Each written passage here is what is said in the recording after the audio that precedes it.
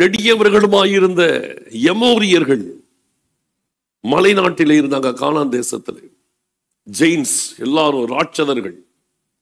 இந்த எமோரியர்களை பார்த்துதான் வேவு பார்க்க போனவங்கள பயந்துட்டாங்க. அவங்களுடைய கண்களுக்கு முன்பாக நாங்கள் வெட்டுக்கிளிகளை போல இருக்கிறோன்ட்டாங்க. அவ்வளவு ஹைட், அவ்வளவு தூரம் ஜெயிண்டா இருந்தாங்க, பலசாலிகள். இந்த எமோரியர்களை கர்த்தர் இவர்கள் கையிலே ஒப்பு கொடுத்தார். எப்போ? யோசுவாவின் நாட்களிலே. நீங்க யோசுவாவின் புஸ்தகத்திலே குறிப்பாய் 10ஆம் அதிகாரத்தில் படிச்சு பாருங்க, அற்புதமா இருக்கும். எமோரியர்களை கர்த்தர் அவர்கள் கையிலே ஒப்பு கொடுக்கிற அந்த நாள் அன்னைக்குதான் கர்த்தர் சூரியனின் சந்திரனை நிக்க வைப்பார். நிக்க வச்சு அதிசயங்களை நடப்பித்து எமோரியர்களை கர்த்தர் இஸ்ரவேல் புத்திரர் கையிலே ஒப்பு கொடுத்து அவர்களுக்கு அந்த கானான் தேசத்தை கர்த்தர் அவர்களுக்கு சுதந்திரமாக கொடுக்கிறார். இதெல்லாம் நான் உங்களுக்கு செஞ்சனே, நீங்கள் என்னுடைய வார்த்தைகளை விட்டு விலகி போனீங்களே, ஆனா இதெல்லாம் உங்களுக்கு நான் செஞ்சும் நீங்க என்னுடைய வார்த்தைகளை விட்டு விலகி போயிட்டீங்களே, இவைகளெல்லாம் நான் உங்களுக்கு செஞ்சும் நீங்கள் என்னுடைய வார்த்தைகளை நிறைவேற்றாமல் நீங்கள் பணத்திற்கு பின்னால போயிட்டீங்களே, நீங்கள் உலகத்தின் காரியத்துக்கு பின்னால போயிட்டீங்களே, என் வேதத்தை நீங்க மறந்துட்டீங்களே என்றுதான் இப்ப ஆண்டவர் என்ன செய்யற, திருப்பி உங்களுக்கு நினைப்பூட்டிட்டு உணர்த்திக்கிட்டே வராரு.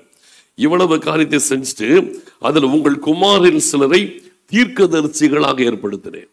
யுத்தம் செய்து தேசத்தை பிடிக்க வச்ச, ஸ்பிரிச்சுவலா பிளஸ் பண்ண. எப்படி? உங்களுக்குள்ளே இஸ்ரவேல் ஜனங்களுக்குள்ள இருந்து ப்ராஃபட்ஸ் தீர்க்கதரிசிகளை நான் எழுப்பி இருக்கிறேன்.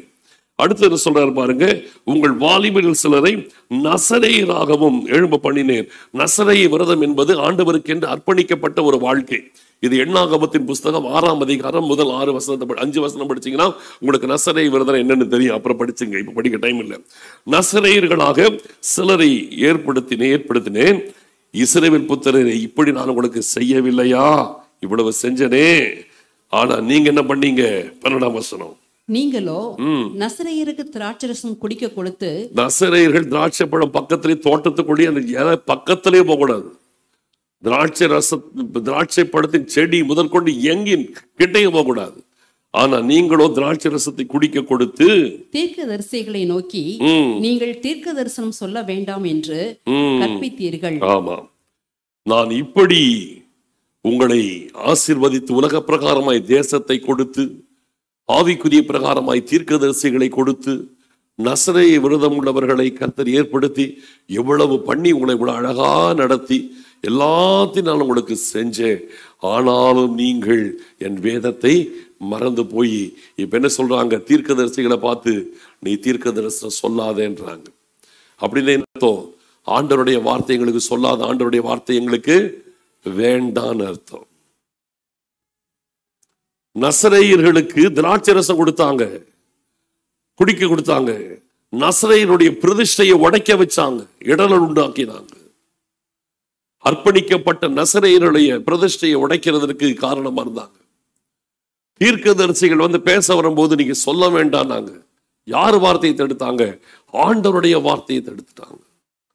ஒன்று சொல்றேன், தேவ பிள்ளைகள் ஆண்டவருடைய வார்த்தையை ஆவலாய் வாங்கணும், வாங்கணும், வாங்கணும். சத்தியத்தை வாங்கணும், ஆழமான சத்தியத்தை வாங்கணும். தீர்க்கதரிசிகளின் மூலமாய் வருகிற வார்த்தைகள் ரியல் ப்ராஃபிட்ஸ் மூலமா வர்றது என்னைக்குமே நம்மளை கரெக்ட் பண்றதா இருக்கும்.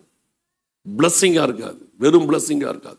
உண்மையான ஒரு தீர்க்கதரிசியின் வார்த்தை என்னைக்குமே நபர்களை கரெக்ட் பண்றதா இருக்கும். அதுதான் ரியல் ப்ராஃபிட்டுடைய காரியம். அப்ப இந்த இடத்துல தீர்க்கதரிசிகளை தீர்க்கதரிசனம் சொல்ல வேணாம்னு சொன்னாங்க. என்ன அர்த்தம்? அவங்க கரெக்ட் பண்றதுக்கு தீர்க்கதரிசிகளின் மூலமாய் கர்த்தர் தன் ஜனங்களை சரிப்படுத்த நினைக்கிறாரு.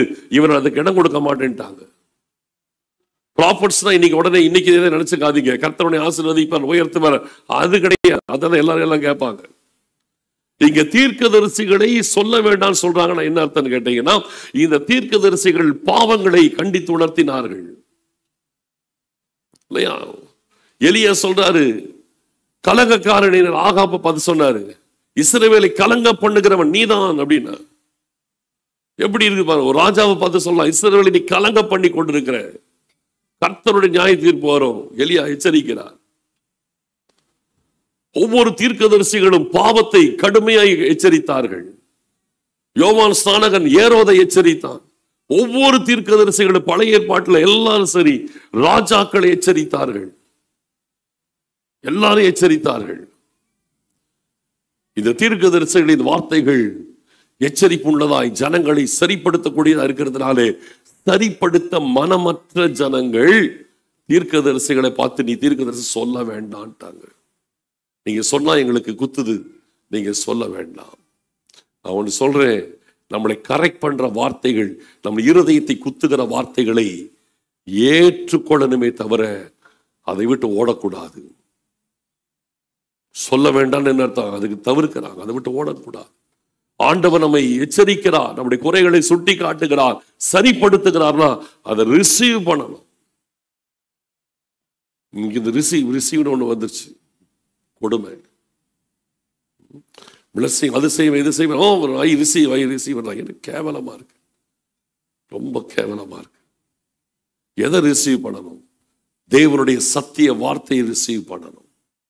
ஆசீர்வாதத்தை இல்லை, தேவனுடைய சத்திய வார்த்தைகளை ரிசீவ் பண்ணணும். இவங்க சத்திய வார்த்தைகளை ரிசீவ் பண்ண ரிஜெக்ட் பண்ணாங்க. தீர்க்கதரிசிகளை பார்த்து நீ சொல்ல வேண்டான்ட்டாங்க. எப்படி பேசுவாங்க? யாருக்கு கேடு? இவங்களுக்கு தான் கேடு. தீர்க்கதரிசிகள் பேசலைன்னா இவங்களுக்கு தான் கேடு. அவருக்கு என்ன, பேசினா பேசுவார், பேச போயிட்டே இருப்பார்.